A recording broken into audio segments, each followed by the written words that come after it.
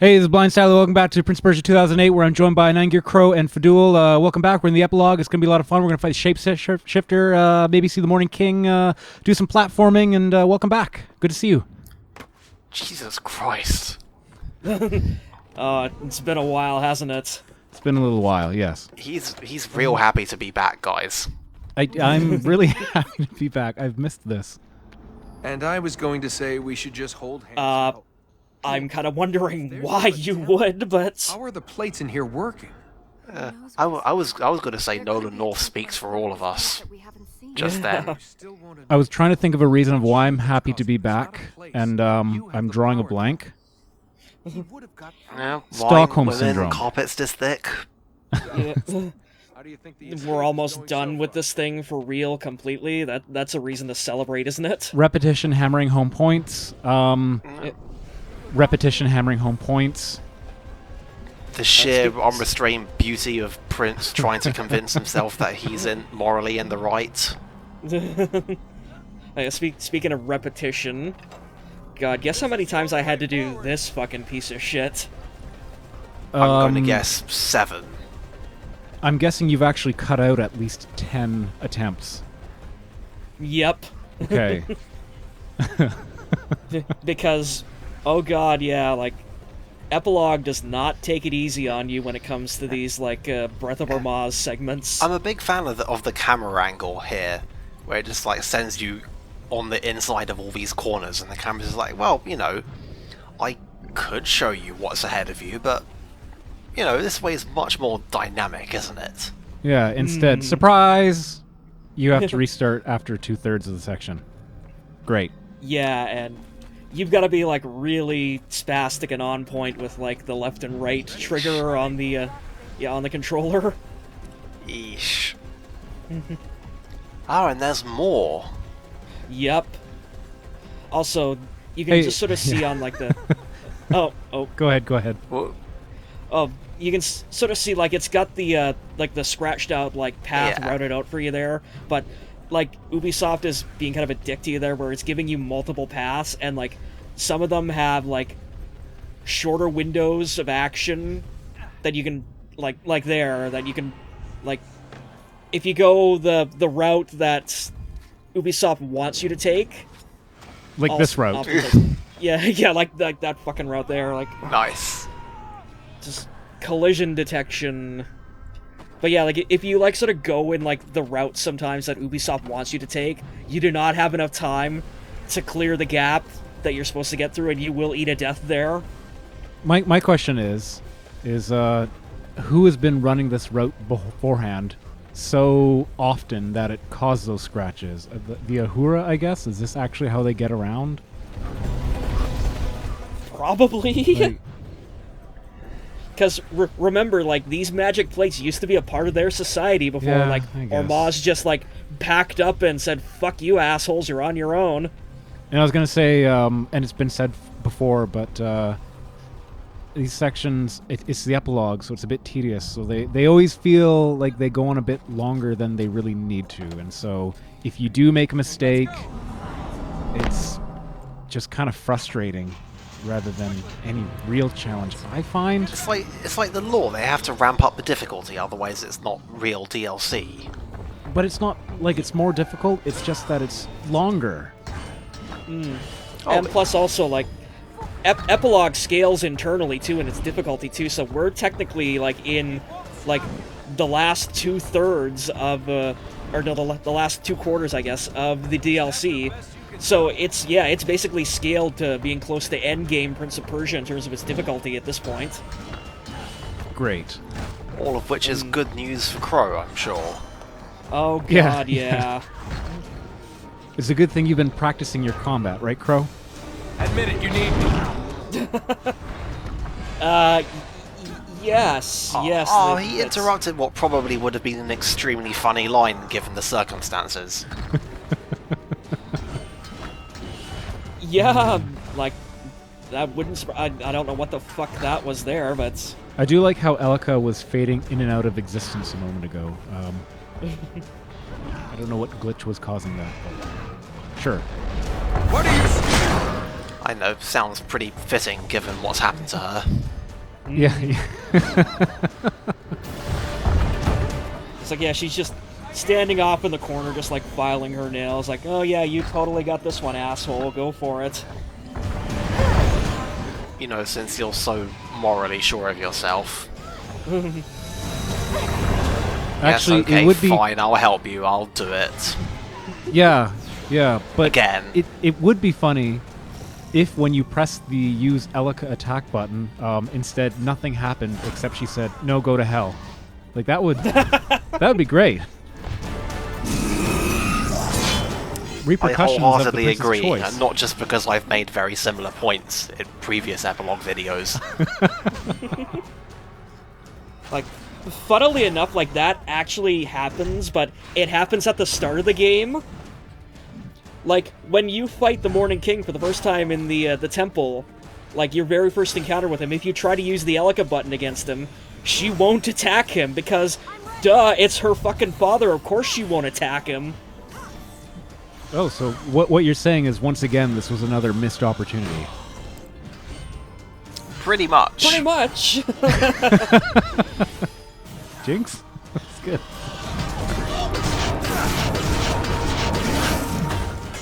Instead of good shit like that, we get to, you know, fight the warrior again, followed by the hunter again. Yep. Hey, I liked the hunter in that trailer for this game. Oh, I see So what's happening. yeah, surprise, fucker. Yeah, also because... Is this a fuck new you, Ormaz the- power? Yes, this is the fast-forward of Ormaz. It's the fucking of Ormaz. Yeah, but anyways, yeah, like, this fight here unveils, like, one of the biggest fuck yous of Epilogue, where just... The health bar doesn't It move doesn't- anymore? Yeah, like, and even then, like, it doesn't really matter, like, if you fuck up against the hunter. Like, he will just turn into the warrior once again for no goddamn reason, and you've got to go through the warrior's bullshit again.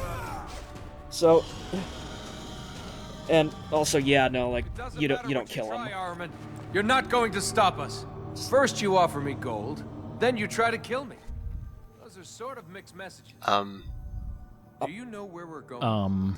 Yeah, I didn't. I don't think he offered you gold, Prince. No. Like, I know the concubine offered you, like, fucking sex, but, again, like, that wasn't Ahriman, that was her. Like, Elika wasn't even really offered. He was just like, no, I'm fucking taking this and I'm gonna set Ahriman free to get it. Yeah. So, you know, I say that as though it makes Prince seem better in any way at all. A tomb. I hope that's not an omen. It must be the mausoleum. I did it for you, Damien. King of the Ura when the city fell. He returned liberated from Ahriman. And they buried him underground? Not much of a reward. He refused to be buried in the city. He felt shame for allowing the city to fall. He was laid to rest in secret. Yeah. Yes. Found his tomb. Interesting, like- the parallels here. Ahriman can be stopped. But Princess, if I die in the cause, cremate me. If he dies in the cause, she's gonna stick his body in a cannon and fire it off into the distance. Yeah. Like, Hunter S. Thompson style. Like, honestly, like, Elika probably wants to cremate him while he's still alive right now. There! The wall is Yeah. tilting. Ah, now this is good set piece design where you can totally see what that switch was doing. Well, on the full version, yeah, you actually can see what that switch is doing, but, yeah, like, this is, thankfully, Epilogue's idea of a puzzle section, just literally spin the turnstile until it doesn't spin anymore. Well, It's a jumping puzzle. could be worse, I guess. Yeah, like, basically, like, Epilogue in terms of, like, actual real puzzle sections has already shot its load with the garden in the last video. Jeez. Yeah. And, So- and don't forget the new and entirely original plate power. Oh, yeah. I know Phantom you're walls. down on it, but yeah, I really actually do like the Energized plate, and I wish it was in the original game. Boo.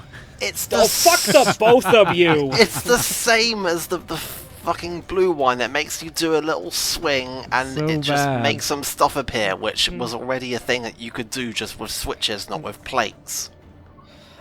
They might as well not have had the pad and just have you like wall run along the walls and just have them be there. It's not even like a power that you gain or anything. You just come into Epilogue and you have it. It's like in the main game, the 4 like stupid powers are dumb, but they're used to gate areas. There's like a meaning to you getting each one.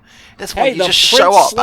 No, you know what? Yeah, the Prince slammed his fist against it and activated. That technically is... The 4 powers was already Ormazd phoning it in. Now Ormazd is like, oh, Ahriman's out. Well, yeah, okay, whatever, you guys. Just run along some walls or whatever. I want to watch Married with Children reruns or whatever Ormazd is doing. Like, he doesn't care.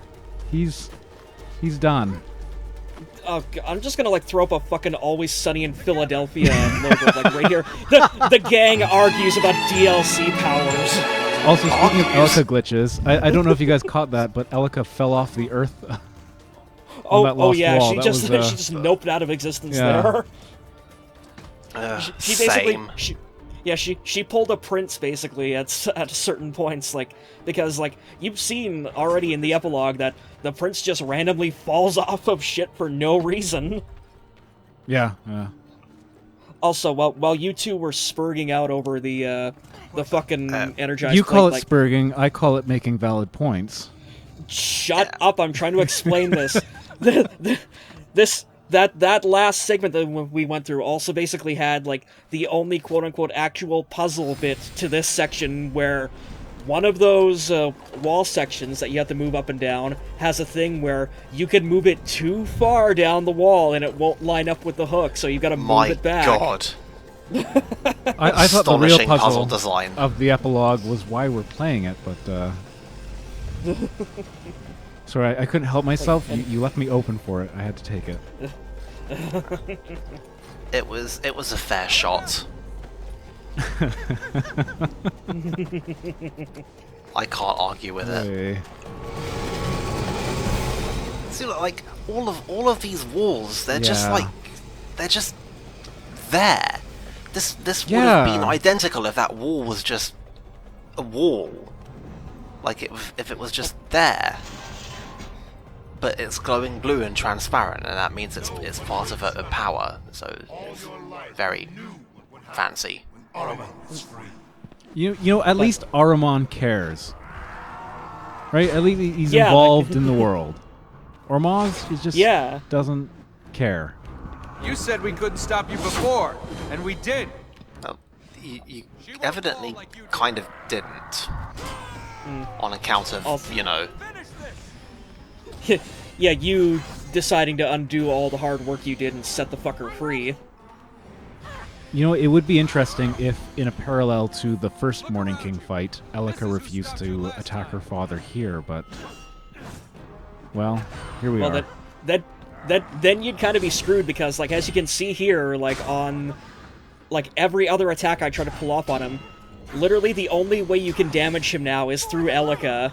Oh, well, in that case, that is kind of an interesting parallel, then.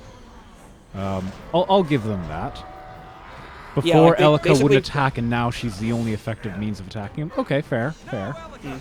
Yeah, like, this is basically, like, Epilogue's, like, sort of unsubtle way of just saying that, like, yeah, like, Ahriman and the Morning King, by extension, have now grown so powerful that literally, like, the Prince, the mortal person, cannot harm them anymore. It has to be done through Elika and Ormazd's magic. Well, I was more thinking before Elika refused to fight her father, and now she's the only one who can hurt him, kind of thing, right? Possibly, if you want to like overanalyze it, you can say that you can give them a bit more credit than they're due, and say that they're making it so that you're making you rely on Elika to do stuff, just to underline how much of a dick the Prince is being. Right.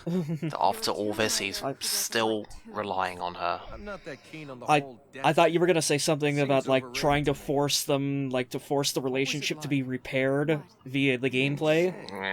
But not go that far. Right. Because that, well, I'm thinking of it from Ubisoft's perspective here, like, cause that's something that's so tone deaf that Ubisoft would pull it off. So. Tag yourself, I'm the tentacles in the background. That's it. Yeah, I was gonna say Yeah. they're really Brought distracting. me back. Like I said, overrated. This king, how did he and the Ura fight Armin last time? Very They were carefully. pushed back, almost destroyed before Ormaz joined them. It took Ormaz's power to stand against Ahriman. Well, basically we're fucked then. Yeah. So all right. Yeah, if Ormaz's power is You creating walls for us now, like I Now don't know you what want we're to gonna know if do. I can Save you from it. There aren't simple We'll put answers. Ahriman in a He'll box. stay alive for now, but that won't stop Ahriman. And hopefully he doesn't will get sweep out of the world clean box. of all who oppose him. But I guess that's what we just did, right? Like, You know what the Armin did with Elika and the Kai? prince put him in a box, and the prince let him back He out. was So, happy. He wasn't scared. He like- wasn't angry. He knew he was going to get out. That there was nothing to stop him. Hey, this is almost like That's why he's after you now. the ghost of a coherent argument from the prince here. yeah, here we go. We can run, gather the light, but the shadows will lengthen, and there is nothing we can do to stop it. You're wrong. And he lost it. Yep. Yeah. So yeah, this is basically That left everything behind. Ubisoft trying to sequel bait like crazy for a sequel that was never actually made. Yeah, I was gonna say, I can't wait to play the sequel where this gets resolved. I don't see how you can have lost your faith. Watch in literally the powers. day after we finish this LP finally, like Ubisoft comes up with like fucking Princess of Persia, like Elika's Revenge or If this something. king can stand and fight after the city Or is they'll lost, just actually why not call you? it Prince of Persia 2017. He ran in fear like the others until Maybe Ormaz finally heard their maybe plea. they're gonna do an elaborate crossover with Assassin's Creed. I think the Ura have been doing Or maybe Oh, Prince no. of Persia 2008, 20, Prince of 30 Persia generations we called out to 2018. him, and nothing. Hmm. That is why our faith crumbled.